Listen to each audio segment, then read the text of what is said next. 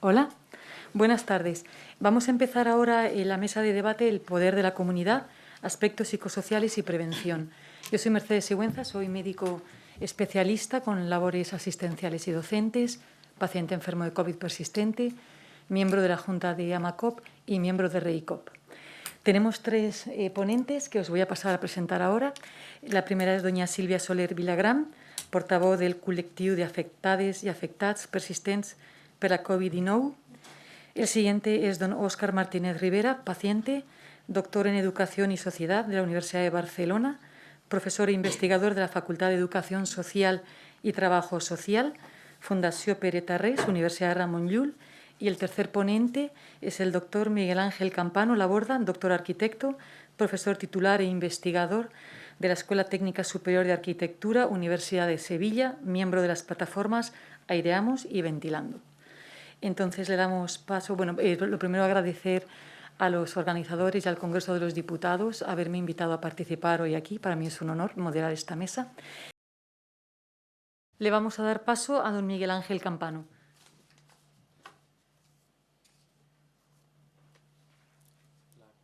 Sí, yo tendría que estar aquí, no ver PowerPoint. Si me dejáis el presentador, lo puedo pasar yo. ¿Sí? En la carpeta, pero no está en la carpeta. En la carpeta. Sí.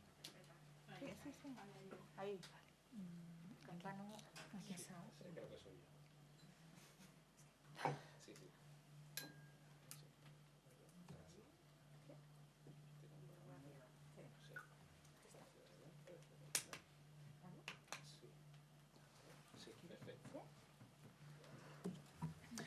Buenas tardes a todos. Antes de comenzar, querría agradecer la invitación que me ha hecho la Asociación de Pacientes con COVID persistente para poder darles un pequeño soporte estructural a nivel de prevención en edificación para evitar la transmisión de este tipo de enfermedades. Con ello me gustaría empezar esta ponencia, en la cual voy a estructurarla en 4 niveles, como se está viendo ahora mismo en pantalla. El primer... Tendré que acercarme demasiado. El primer nivel es el problema que tenemos a nivel estructural. A partir de ahí hablaré sobre los parámetros de riesgo de contagio en espacios interiores. Seguiré con una serie de estrategias de mitigación, basadas, por supuesto, en la estrategia de capas aplicadas a edificación. Hablaré de las barreras actuales que tenemos a nivel de prevención en edificación y ya por último hablaré de una pequeña hoja de ruta, sugiriendo estrategias sobre lo que ya existe. En primer lugar, tenemos que tener muy claro que llevamos décadas en una guerra contra las enfermedades de transmisión aérea, desde el día que decidimos hacer los edificios estancos, por las diferentes crisis que hubo a nivel energético. Desde ese punto se disparó la cuestión. Y a pesar de la importancia que tiene esta enfermedad del COVID en los diferentes daños y capacidades de transmisión que tiene, hablamos de un halcón dentro de las enfermedades de transmisión aérea. Seguimos teniendo otras muchas enfermedades que son capaces de hacer un daño tremendo, tanto personas que no son vulnerables como vulnerables. Pensemos que la gripe, que a nivel de transmisión es un pollo en comparación con el halcón que es la COVID, dimensiona en gran parte el sistema de salud a nivel de hospitalizaciones y de atención primaria. Con lo cual, fijémonos que esta es la que nos dimensiona y la COVID está muy por encima en capacidad de transmisión. Pero es que ni siquiera ese es el único problema que tenemos. Si hacemos un poquito de zoom hacia atrás, nos encontramos con otros muchos contaminantes ambientales, como pueden ser los compuestos orgánicos volátiles, como también pueden ser los materiales particulados, que hacen un daño devastador en la sociedad. Hablamos de 7 millones de muertos solo por estos temas al año. Entonces, no solo tenemos un problema, que es grave, tenemos muchos. Y la estrategia contra ella es muy parecida, por no decir que es la misma. En este sentido, ¿qué nos está pasando? Bueno, yo no voy a contar nada nuevo, ya se ha hablado de este tema en esta mesa. Hablamos que tenemos una guerra total contra estas enfermedades y estas patologías y estos contaminantes que nos hacen un daño tremendo en el asentismo laboral. Eso es economía pura. También hablamos de la enorme carga asistencial que genera, el tensionado que tienen nuestras unidades de cuidado y nuestras unidades de atención primaria, que va peor. Y hablamos también de la cronicidad. No voy a contar nada nuevo en este foro sobre cronicidad, me temo. Con lo cual, ¿qué estamos haciendo? Dicho eso, el problema de atender estas cuestiones sin un enfoque holístico, sin un enfoque integrado, es que descuidamos otras cuestiones que al ciudadano promedio le preocupan mucho, como es normal. Hablamos del consumo energético, que eso hace, conforme se desarrolla la ponencia, lo iré hablando, que la gente no quiera tomar alguna de estas medidas de las que voy hablando. Y después, el confort. Uno no percibe la mala calidad del aire habitualmente, salvo por un olor fuerte a humanidad, como se suele decir. Moderado, habitualmente digo choto. Pero el confort térmico lo percibe claramente. Yo tengo frío y tengo calor. Y si tengo frío o tengo calor, ¿qué hago? Cierro la ventana. Eso no debería ser un problema de los ocupantes. Ahora desarrollar esto un poco. Con lo cual, tenemos que atacar esto de una forma coordinada. No hacerlo es un error. Así pues, tenemos que atajar todo ese tipo de problemáticas que son muy graves desde un enfoque integrador que tenga en cuenta el bienestar, el confort, la salud y la productividad. Si no lo hacemos así, vamos a fracasar. Al final lo que tenemos que dotar es a la sociedad de una serie de herramientas y de conocimientos que le permitan que se empodere, si así lo desea, nadie puede obligar a nadie con una pistola a la cabeza, y sobre todo lo que sí tenemos que hacer es proteger a los vulnerables. Una vez hablado de esto, viene el momento de hablar de los parámetros de riesgo ya enfocados de nuevo en las enfermedades de transmisión aérea. Por supuesto, enfocados en el halcón, como dije antes. En general, cuando estamos en un interior como este, como el que estamos ahora mismo, pues es pertinente, por no decir imprescindible, mantener una serie de parámetros de contaminantes en unos niveles adecuados. A cero es imposible. Pero de forma que, si los mantenemos estos parámetros adecuados, vamos a tener un ambiente saludable y que va a disminuir en mucha medida los problemas asociados a habitar en interiores. Uno de los parámetros que conviene mantener muy a raya es el dióxido de carbono. No porque sea malo en sí, bueno, altos valores sí es muy malo, te puedes asfixiar y tal, pero no hablamos de espacios interiores habituales. Pero es muy útil, como después contaré, para monitorizar lo que pasa con el resto, de forma indirecta. Otro clásico es el vapor de agua. El vapor de agua, con la actividad humana, se dispara. En la famosa escena de Titanic, con la mano puesta en el cristal empapado. Eso genera que podamos tener mayor riesgo de proliferación bacteriana, fúngica o de otros contaminantes que se producen con elevados valores o bajos. También tenemos, como he dicho, el material particulado, que es muy malo. Yo vivo en Sevilla, la calima es mi amiga, no se puede respirar en esos días. O aerosoles, de los que hablaré después.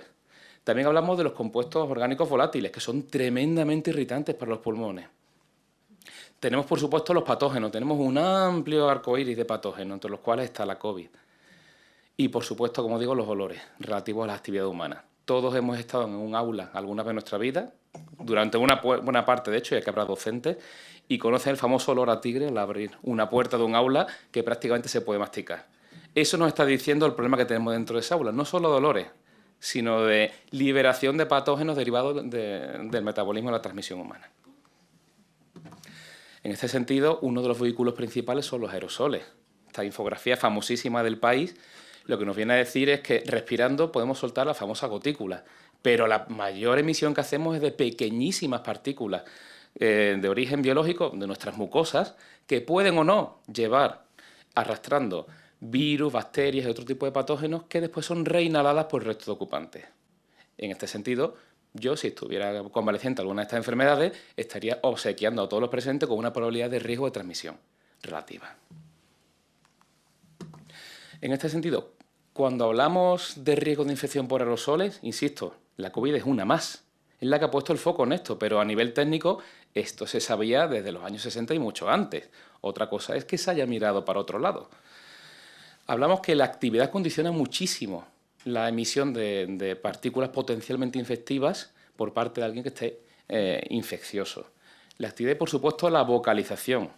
Yo estoy ahora mismo en una tasa metabólica baja, sentado, pero estoy hablando. Yo estoy hablando partículas. Por eso mismo lo primero que he hecho es un test de antígeno antes de venir aquí, para, en un foro de vulnerables, evitar este tipo de problemas. Más cosas, relación de volumen de aire por ocupante. Si tengo un espacio que tiene mucho aire por persona, diluyo mucho esa cantidad de aerosoles potencialmente infecciosos, de forma que el resto de personas inhalen mucho menos. Espacios grandes, con poca ocupación, mucho mejor que espacios pequeños abarrotados. O las aulas docentes. Más detalles, condiciones higrotérmicas interiores. A menor humedad, más aguantan los aerosoles en el aire. Se reducen y se quedan flotando más tiempo, pesan menos. Y la temperatura también afecta a esto. O sea, tenemos muchos condicionantes, como vemos, que me afectan. No solo a la COVID. La tasa de ventilación, Esto ya lo puedo manipular yo. Según la ventilación de un espacio, yo puedo condicionar más o menos la dilución del área. Es decir, puedo retirar parcialmente aerosoles potencialmente efectivos y todas las cosas que hablé antes. Es una de las claves a nivel de prevención en espacios interiores.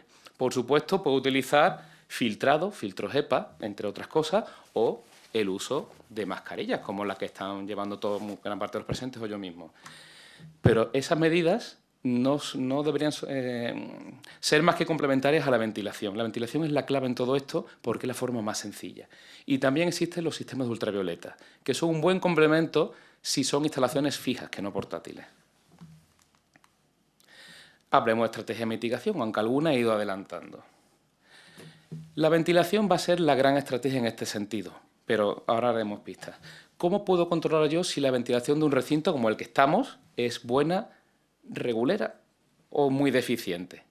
Pues podemos medir el CO2 como un indicador indirecto de la eficiencia de la ventilación. Por el mero hecho de estar vivos, todos estamos respirando. Y en ese proceso de intercambio estamos liberando dióxido de carbono junto con otros gases. Ojalá que monóxido no. Si no, estaremos todos tirados en el suelo. Entonces, por el mero hecho de estar vivos, pues estamos haciendo ese proceso de oxidación en el cual liberamos dióxido de carbono y, claro, a la vez estamos también liberando otras cositas, como por ejemplo aerosoles potencialmente infectivos, que no necesariamente infectivos. Con lo cual es un indicador indirecto, pero bastante fiable en espacios interiores y especialmente barato. Hablamos que un sensor para un usuario normal puede costar 100 y algo euros, pero un sistema de instalación que controle la ventilación puede ser 200, 300, 400. Es absolutamente asumible, sobre todo por la eficiencia que tiene. Con lo cual, si medimos CO2, indirectamente podemos controlar el riesgo relativo que tiene cada persona en un espacio y con lo cual podemos mitigar la transmisión. Y otro detalle que me encanta citar, esto lo dice el profesor José Luis Jiménez. Si hubiera una pastillita azul que si nos tomáramos multiplicáramos por 4 nuestra inteligencia, ¿la tomaríamos? Pues la ventilación es esa pastillita. Mis alumnos pasan mucho frío en clase, especialmente en los exámenes. Les abro también una temperatura un poco más baja permite un mayor rendimiento cognitivo, así que 2 por 1. En este 2 por 1, al abrir la ventana, lo que estoy fomentando es que su toma de decisiones y sobre todo su iniciativa y rendimiento mejore. No es porque el CO2 sea tóxico, no va por ahí, sencillamente es por un pequeño problema que nos generan las membranas mucosas. Nos espesa, nos duerme en un momento dado. Con lo cual, insisto, ventilar tiene muchas ventajas, salvo el tema del consumo energético. Pero hablaré después de ello. En este sentido voy a cerrar esta parte de mitigación hablando que este señor, que Lord Kelvin, algo sabrá de medir, decía que lo que no se define no se puede medir. Si no mido algo, no lo puedo mejorar. Y viva la entropía, si algo no se mejora, con el tiempo se degrada. Con lo cual, el controlar me permite mejorar o como mínimo mantener.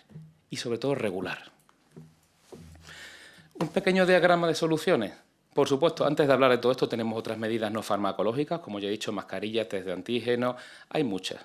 Pero a nivel de edificación de instalaciones fijas, podemos hablar de este diagrama, que es bastante conocido. La primera pregunta que nos hacemos, ¿podemos hacer esto al exterior? En Sevilla, por ejemplo, lo tenemos muy fácil en las 2 semanas de primavera. ¿Podemos? Estupendo, hemos terminado, hagamos las cosas al exterior. Que no se puede porque llueve o porque no me da la gana, hay muchos motivos. Bueno, pues nuestros edificios deberían contar con sistemas de ventilación mecánica controlada, como este recinto en el que estamos. Ya os garantizo que la tiene. ¿Qué ganamos con eso? Ventilación exacta, meto la cantidad de aire que me hace falta para ventilar. Ni me paso, ni poco ni mucho. A partir de ahí, ¿me sirve? Pues no lo sé si no mido CO2. Si me sirve, ya he terminado, tengo la solución. ¿Qué no me sirve? O lo que más me suele preocupar, no existe. Abramos ventanas y puertas. Es una medida que nos permite intercambiar la cantidad de aire suficiente. ¿Cuánto es suficiente? Pues nos lo dirá de nuevo la medición, la monitorización continua en el tiempo. Si no es suficiente, bueno, lo razonable sería que hubiera un sistema de extracción de aire mecánico, un ventilador extrayendo aire, para sencillamente equilibrar la situación. ¿Que no es posible? Bueno, perdón, si fuera posible hemos terminado, pero si no fuera posible es cuando yo recurriría a estrategias de filtrado activo, mediante elementos portátiles como filtros HEPA. Pero bueno, la primera solución está clara. Nuestros edificios deberían tener un sistema que ya por ley deberían tener, en edificación de 2007. Esta es la ventilación mecánica controlada. Mediante un sistema de ventiladores y un recuperador de calor, para evitar que el consumo energético sea elevado, yo cojo una cantidad de aire fresco del exterior y lo introduzco filtrado según ley en mis espacios. Me quito contaminantes exteriores y sobre todo material particulado. De esta forma garantizo la renovación y la dilución de patógenos. Si diluyo, no es que reduzca al cero el riesgo, no hay espacios seguros, me temo, pero sí hay espacios aceptablemente seguros. Ya dependerá de mi propia decisión regulando el sistema. ¿Cómo? Mediante monitorización de CO2. Mediante esa monitorización yo puedo hacer una ventilación exacta. Puede ser que no tenga que ventilar tanto. Esta sala está a mitad de aforo. Con mitad de aforo yo tendría la posibilidad de regular el sistema para ventilar menos, ahorrando energía sin perjudicar a las personas que están dentro. Entonces, todo esto además me permite incluso utilizar programación inteligente que regulen esto con el tiempo. Todo ventajas. Y por cierto, insisto, desde 2007 esto es obligatorio por ley. ¿Qué no? Bueno, el tradicional abrir las ventanas y las puertas. Ventilación cruzada, puertas y ventanas, si no, se forman sacos de aire. Continua, abrir y cerrar no es adecuado, no nos engañen con 10 minutitos cada hora. En 10 minutitos cada hora, a los 10 minutos ya tenemos unos niveles absolutamente perjudiciales en espacios de alta densidad de ocupación. No sé si saben por dónde voy. Distribuida, no solo en una esquina, las ventanas abramos un poquito en cada sitio, y medida, si no mido, pues empieza la degeneración. De todas formas, todos hemos padecido el abrir una ventana. Hace frío, a mí me han entrado palomas en clase, ¿vale? No es una situación... A mí me divirtió, pero los estudiantes no tanto. Cuando llueve te mojas como los demás, en fin, una serie de cosas. Y, por supuesto, los sistemas de climatización no están dimensionados para eso, con lo cual consumimos una barbaridad y aún así pasamos frío o calor. Pero bueno, hay que contaminar, ¿no? Os decían. Barreras actuales. ¿Qué barreras tenemos? Supongo que muchas son conocidas. Falta de ventilación mecánica en los edificios, no es el caso aquí, insisto. Perdón, no sé qué ha pasado ahora. Incumplimiento de marco normativo en ventilación en muchísimos espacios. Ahí tenemos un ejemplo clásico. Desigualdad en espacios con personas vulnerables. El clásico ejemplo, por supuesto, no son las aulas, sobre todo guarderías y escuelas de educación infantil, hogares vulnerables, centros de día, hospitales. Y la famosa cultura de cerrado y cómodo frente a ventilar. Antiguamente se ventilaba. Es una cosa que se ha perdido. Y además, no olvidemos que también ventilar, si no se hace bien, consume mucha energía, con lo cual los gestores de los edificios ven la factura y dicen, hasta luego, Lucas, y apagan las máquinas, que es un clásico. Pero hay máquinas que tienen esa capacidad de hacerlo bien y muy barato, no olvidemos. La tecnología ya existe. Hoja de ruta, ¿qué hacemos? Empezamos. No hay que desarrollar un nuevo marco normativo. El que hay es bueno. Tenemos un marco normativo excelente, mejorable para ser supremo, pero es muy bueno. Hablamos que en nivel de edificación no residencial, o sea, cualquier sitio que no sea vivienda, ya tenemos la obligación de 2007 que todo edificio desde ese momento tenga ventilación mecánica controlada con filtrado de aire exterior y recuperación de calor, a poco que tenga mínimo caudal. Climatizar a nivel de tratamiento térmico es opcional, pero es lo que nos centramos, pero lo importante es ventilar. Esto ya se sabía, como ya vengo dicho. Aunque no estuviera adaptada a la transmisión de patógenos, hay muchos problemas que nos obligan a ventilar. En vivienda, desde 2006 es una ventilación, sobre todo, y 2013, que nos obliga a ventilar mecánicamente por extracción en cocinas y baños o híbrida, que si no hay caudal suficiente por ventilación natural, se activa. El problema es cuando se desactiva y empieza la transmisión entre viviendas. Eso es otra fiesta que hoy no me da tiempo a hablar. ¿Vale? Y a nivel del INST, de la seguridad y salud en lugares de trabajo, tenemos una normativa del 97, súper famosa para todo aquel que esté metido en el tema, que nos obliga a ventilar por cada trabajador un caudal razonable. Podría ser mejor, pero empezamos bien. Y que es de aplicación en cualquier espacio que haya trabajadores, da igual que sea asistente. Pero mi pregunta es, ¿están coordinadas entre sí? Spoil, no. ¿Hay garantía de cumplimiento? No mucho, no se revisa después. ¿Y qué pasa en edificación existente? Bueno, pues es muy bonita. En 2024, diferentes plataformas ciudadanas, administraciones públicas, universidades, técnicos y un montón de gente simpática, decidió desarrollar esta normativa que lo que hacía era unificar, bajo criterios de salud y de confort, todos los parámetros de ventilación, con la incorporación también, por supuesto, de transmisión aérea, de enfermedades, normativas internacionales y 3 detalles que es realmente lo importante. No me preocupa tanto los límites, sino estos 3 parámetros. Monitorización de CO2 continua. Siempre tenemos un sensor en los espacios que nos dicen lo que hay, se informa al usuario, cada usuario sabe lo que hay y decide o no asumir lo que está sucediendo en ese espacio. Al final es como una certificación energética de la A a la G. Este espacio, ¿qué nivel tiene? Y auditorías que son públicas cada cierto nivel de tiempo. Con lo cual el usuario tiene la capacidad de decidir. Y, por supuesto, teniendo en cuenta que hay espacios donde hay mayor transmisión de enfermedades y otros que no tanto. Por ejemplo, en esta tabla, en alta exigencia o espacios muy vulnerables, podemos decir que con un nivel de 700 partes por millón, ese famoso CO2, que se mide en ppm, pues estaríamos en un entorno razonablemente bueno. Estamos ahora mismo aquí a 678. Es muy buena la calidad del aire. Podría ser excelente a 550, pero yo con esto lo veo en un centro de salud o lo veo en una escuela, lloraría. Hay que decir también que habitualmente en los centros de salud, cuando he ido a hacer monitorizaciones, el nivel de ventilación es bueno, ¿vale? Cuando uno mide. O sea, al César lo que es del César. En las escuelas no tanto. Mi tesis va de eso. ¿Qué hacemos entonces? Estándar obligatorio de ventilación mecánica controlada por CO2 y auditorías. Si yo no controlo a nivel estatal algo, esto pasa a ser un cachondeo. Lo siento. Esa monitorización debe ser institucional y debe ser transparente. Y lo más importante, el usuario final tiene que saber lo que pasa. Informemos a las personas que cada uno decida lo que quiera.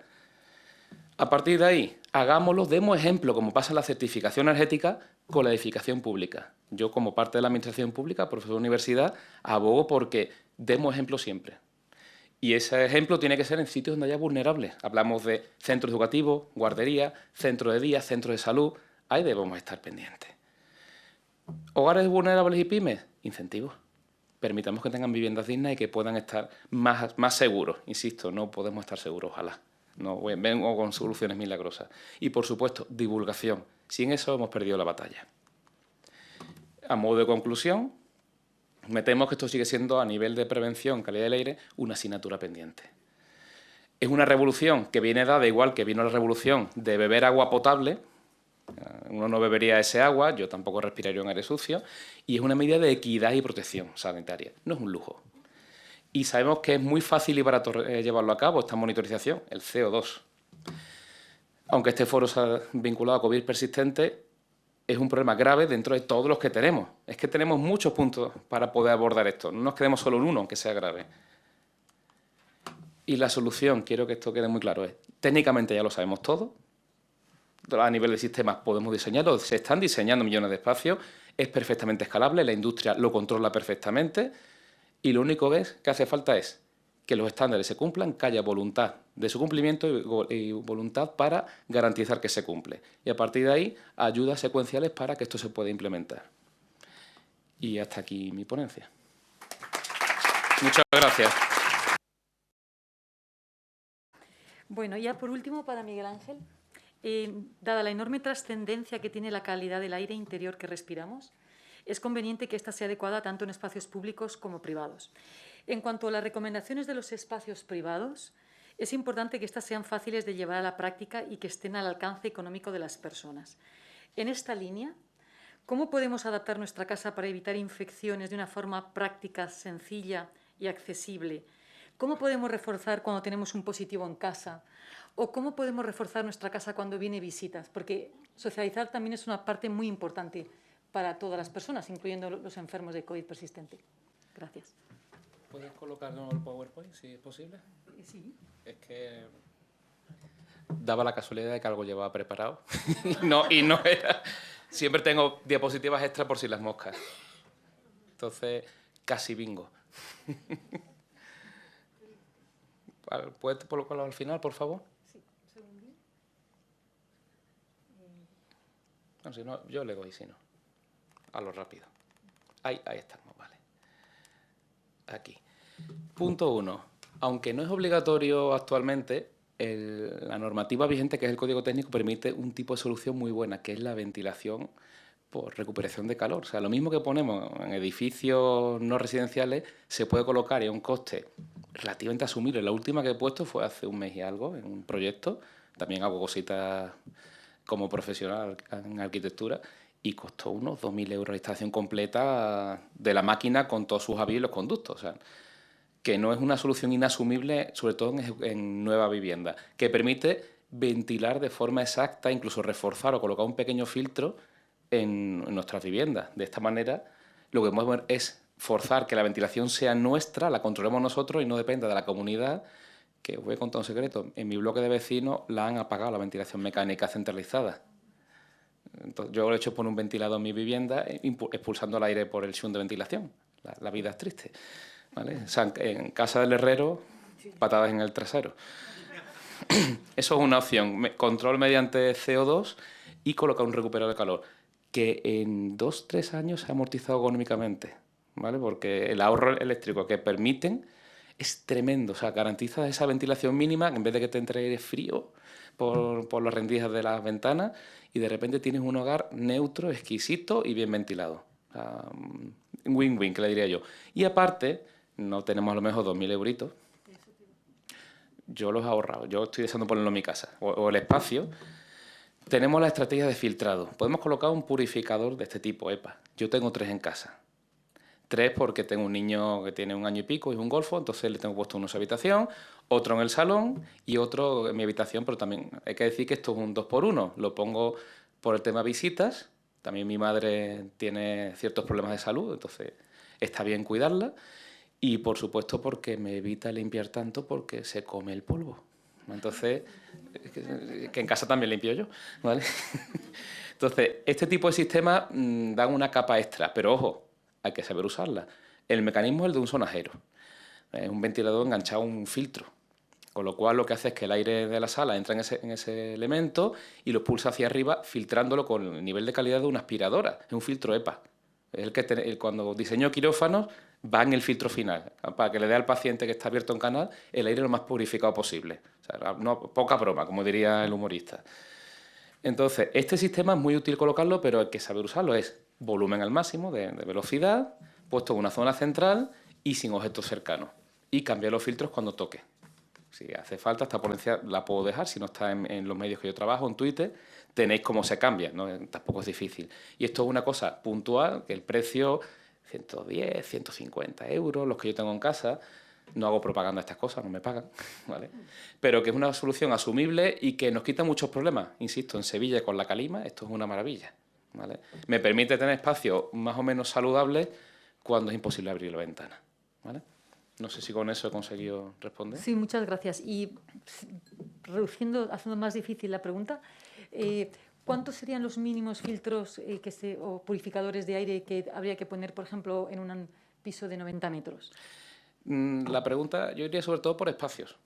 Yo tengo 3 porque si tenemos varios pequeños, por lo pronto sale mucho más barato y el dinero es el dinero. En segundo lugar, el ruido es mucho menor. Un ventilador gordo hace mucho más ruido que 2 chiquititos. Y yo realmente, como he dicho, lo tengo distribuido y lo que hago es que los pongo al máximo, y lo que tengo planteado siempre es 5 veces el volumen de la sala. La altura de una vivienda suele ser 2,40 metros, 2,60 metros, 2,10 metros, depende de la antigüedad, y la superficie, bueno, la contaba baldosa de 30 centímetros por 30. ¿Vale? Con eso tengo superficie, tengo altura, saco volumen, y entre 4 y 5 veces el volumen es más que razonable. E insisto, yo no iría por vivienda porque estos sistemas lo que crean son una especie de burbujas, por entendernos, que no van a ir a otra habitación. O sea, no les da por ahí. El aire es flojo como nosotros, no se mueve si no le damos una patada. Entonces, que vamos a tener una visita, por ejemplo, voy a dormir, lo tengo allí puesto y con un ventilador voy a tirarme a la piscina de 130, 150 metros cúbicos hora, 5 veces el tamaño de un recinto bien generoso, va que arde. Un salón, esas cosas pueden ir más o menos con ese caudal. Y esos son los que se puede encontrar a un precio más o menos razonable, ¿vale? Que otra solución estupenda es abrir la ventana, ¿eh? Así nos vamos a engañar. Abrir la ventana en un lateral y en el otro para tener ventilación cruzada, ya vamos bien. Pero eso es una capa que, por ejemplo, mi madre tiene en su casa. Y cuando nos juntamos con ella, aparte de test y lo máximo posible exteriores, el filtro está puesto. Lo que pasa es que nos has dicho ventilación cruzada Continua, distribuida. Claro, en invierno... Ya, yo es que soy sevillano, no sé lo que es el invierno. que me hace pasar aquí. Una vez lo vimos de refilón, pero sé lo que es el verano. Por eso, cuando no se puede, se abre un poquito y se complementa con el filtro EPA. ¿Vale? Entonces yo voy por ahí, porque mi madre también es vulnerable. Y la tengo entre algodón a la pobre mía, con lo que me quiere. Muchas gracias. Muchas gracias.